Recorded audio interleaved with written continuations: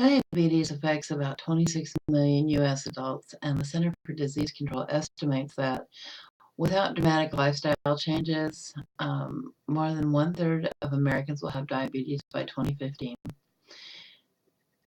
In doing assessment activity 13.3 on page 451 of Wellness Concepts and Applications, I can't say that I was surprised because I've spent the last 2 years questioning my endocrinologist about whether my weight is due to thyroid or lack of one due to my radiation treatment several years ago, or due to my diabetes. She keeps telling me that everything I'm experiencing is due to my type 2 diabetes, though. I have no family history of diabetes. I remember my step-grandmother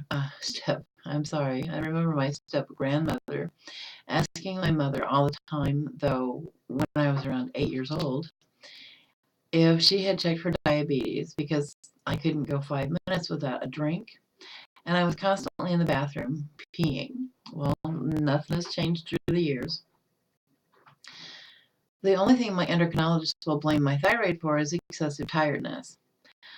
I no longer have a thyroid since it was irradiated twice. Not sure if that was overkill or what, but they weren't sure it didn't take the first time, so they went ahead and did it a second time. I've worn glasses since I was about 8 also, so it did not come as a surprise to read that the question about blurry vision. When I was a teenager, I could not have weighed more than 110 pounds at the age of 17. But after birthing 5 children, I couldn't keep the weight off until I became hyperthyroid. For a year, I lost so much weight the doctors were getting worried. When I got back down to 110, they put me on a new medicine, and my weight began to slowly become steady once again.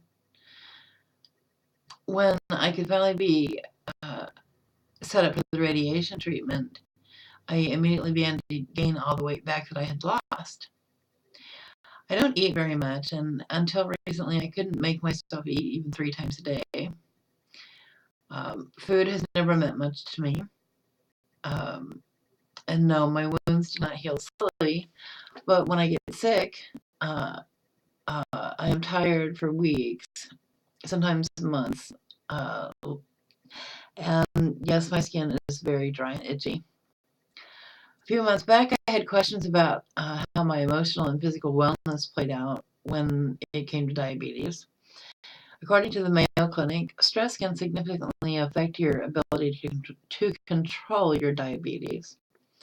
They also state that it's really quite important to think positive, take care of yourself, and to get the rest that you need, as well as talk to someone such as a family member, close friend, or healthcare provider who is trained to provide support and insight.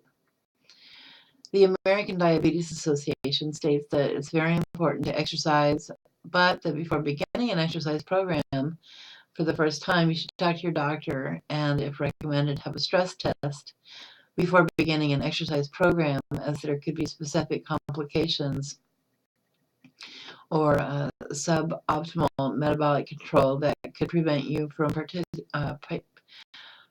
partaking in strenuous exercise. Now, according to the U.S. National Library of Medicine, the National Institute of Health, the spirit of prayer is a deep human instinct, which is the center of humanity, and where the passion and knowledge to communicate with the world comes from. My feelings are that no matter who you entrust as your higher power, please have one. When you have some form of higher power in your life, you have someone to talk to pray to talk about your deepest thoughts. And that is what spirituality is all about, you and your higher power or higher being. 3 lifestyle habits that can reduce a person's chance of getting type 2 diabetes are weight reduction, increasing the activity level, and reducing or stopping smoking and alcohol. Excessive weight is the single biggest impact on diabetes risk. The American Diabetes Association recommends that you aim for 30 minutes of moderate intensity activity such as brisk walking, jogging, swimming, or dancing at least 5 times a week. And lastly, cigarette smoke can raise your blood sugar levels and has been shown to increase resistance to insulin. Light to moderate alcohol intake has been associated with having positive effects on insulin sensitivity, and alcohol may also have anti-inflammatory effects, which could help prevent diabetes. However, men should have no more than 2 drinks a day, and women should have no more than 1 drink. And if you don't already drink, please do not start. The best idea is to focus on improving your other lifestyle habits instead. Thank you.